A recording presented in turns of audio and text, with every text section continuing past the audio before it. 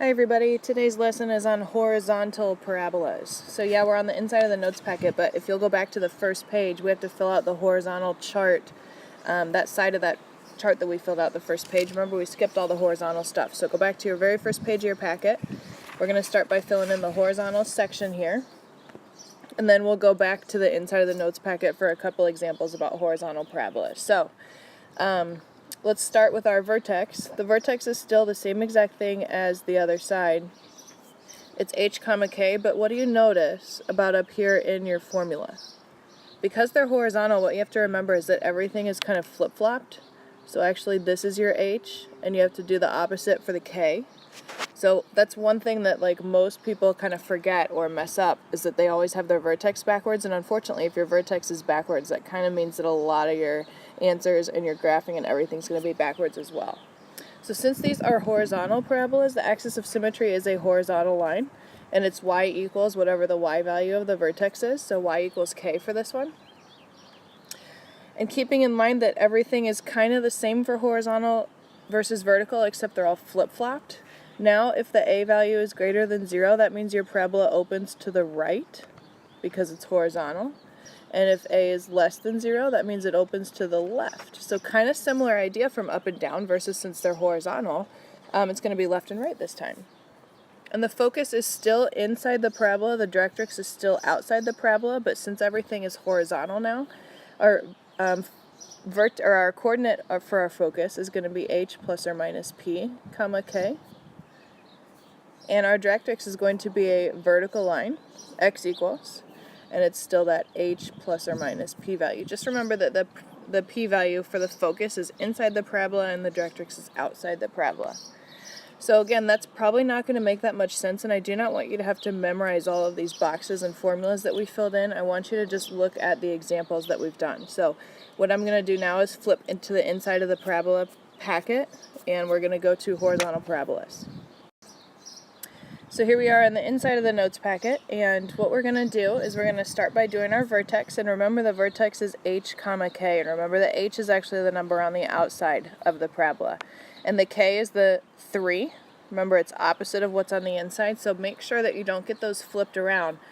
And there should be a little bit of common sense here too, because once you're plugging in your numbers for your t-chart, you put 4, 3 right in the middle, and think about what kind of numbers I'm going to want to plug into my parabola. I want to pick values for y here, right, so that I can plug in y values. Everything's flip-flopped, you guys, so we're putting our points in for y. I'm going to choose 2, and I'm going to choose 4, and just see what happens. Remember how when you plug in your values for x, you plug them in on the left and on the right of whatever number the vertex is? So let's see what happens there. When I plug in 2, get negative 1 squared is 1, times negative 2 is negative 2, plus 4 is 2. And so then you guys, when I plug in the 4, I get the same thing. I get negative 2 plus 4, which is positive 2. And remember that these two numbers should be the same, and that's what causes our symmetry. So let's see what this looks like on the graph. We have 4 comma 3, which is here, 2, 2, and 2, 4. Okay, that looks like a horizontal parabola, so that's good. We're pointing this way. Remember, we're plugging in our values for y here, just because that makes it easier for the t-chart. You don't want to plug in numbers for x. That would be real difficult to solve and get x by itself. Okay, so let's talk about the way that it opens. This thing opens to the left. Isn't that because the a value is negative? It's negative 2, and since it's horizontal, we're left and right. That means that the p value, I still have to do a equals 1 over 4p. Plug in negative 2 for a. Negative 8p equals 1. P equals negative 1/8. So that still works the same way, you guys. What we're going to do is we're going to go 1/8 of a unit to the inside of the vertex. And the fact that it's negative just means left or inside. So it's going to be right there. The directrix is going to be on the outside. And then let's use some common sense to see if we can figure out focus and directrix. Okay, P was negative 1/8. The axis of symmetry, so that's the line that cuts this parabola right in half. It is a horizontal line since it's a horizontal parabola, so it's y equals. And the y value of the vertex is 3, and if you look over at your graph, that is the line that cuts that parabola right in half. Let's see the focus. The x value is not 4, you guys. We stopped a little bit short of 4. It's actually 3 7/8. but the y value is exactly all the way up to 3, just like the vertex. And then the directrix is a vertical line, so it's x equals, and we're going to go 1/8 of a unit past 4, so 4 1/8. Okay, one thing maybe I kind of forgot to mention, how do I know this is a horizontal parabola and not a vertical one? Hopefully you've already made that notice, but what do you see here? When it's x equals something, that means it's going to be a horizontal. Remember, all the ones that we've done in the past have been y equals.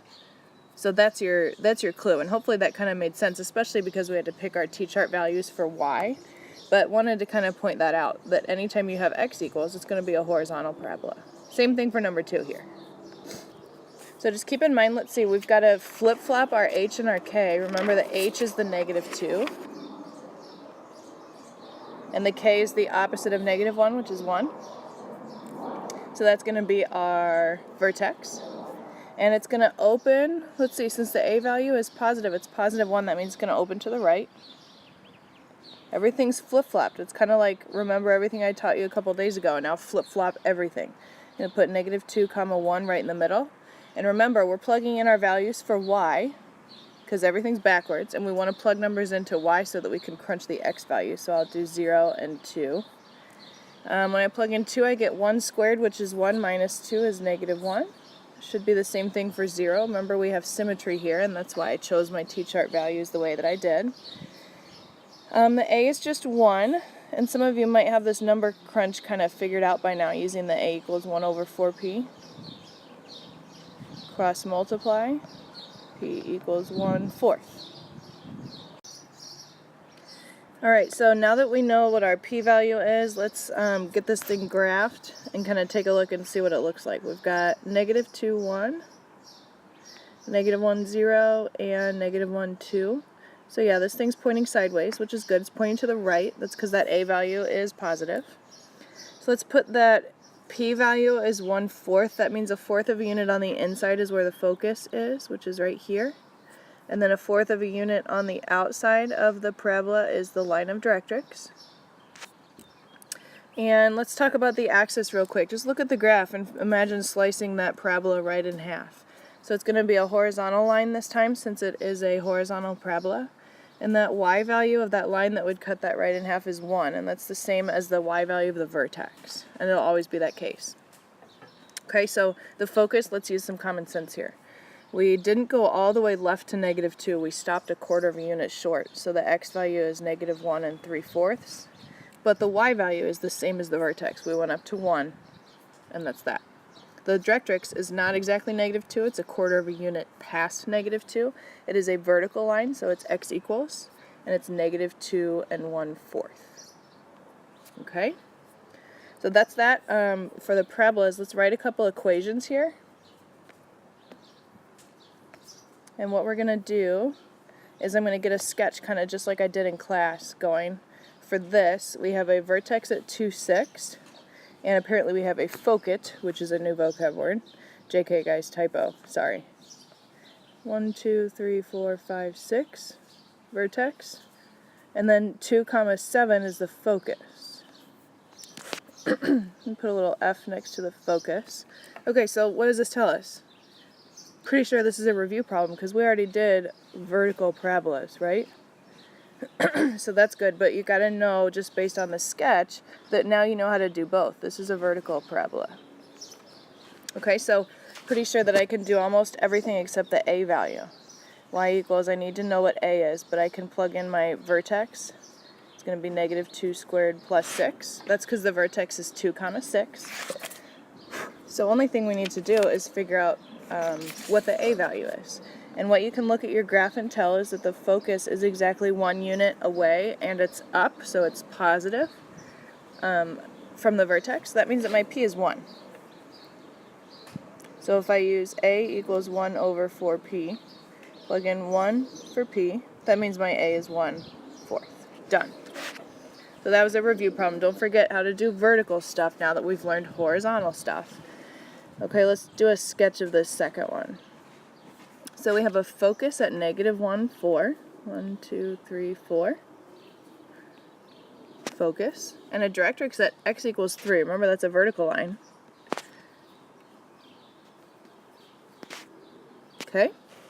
So I know this is sideways because my directrix is a vertical line. And remember, the ordered pair of the vertex has to be directly in the middle of the focus and the directrix. So just look at the page and tell it you can put a point right here. What is that ordered pair? 1, 4 for the vertex? Means my parabola is going this way because the focus has to be on the inside of the parabola. Okay, so here's the hard part. You know that for our equation it's going to be x equals the a value. Now I need to plug in the vertex, but remember you got to do it kind of backwardsly, if you will. So we have y minus, the y value is 4 squared. And then the x value is just 1, so that's plus 1. So just be really careful when you're plugging in your vertex, because when it's a sideways one, everything's flip-flopped. So be really careful about that. Put a big star there. Writing the equation is definitely hard when it's a sideways parabola or a horizontal one. So let's see, what's the p-value? Isn't this distance right here 2 units? And it's left, so it's -2. So I'm going to say my p is -2. Again, it's negative because this parabola is pointing left. Remember all the ones we did where it was horizontal and it was down? That made our p-value negative. Okay, so since p is -2, I know that a equals 1 over 4p. Plug in the -2 right there. That means that a equals -1/8. And we're finished. Okay, guys, I know it's a little bit tricky, but we're going to be practicing these in class.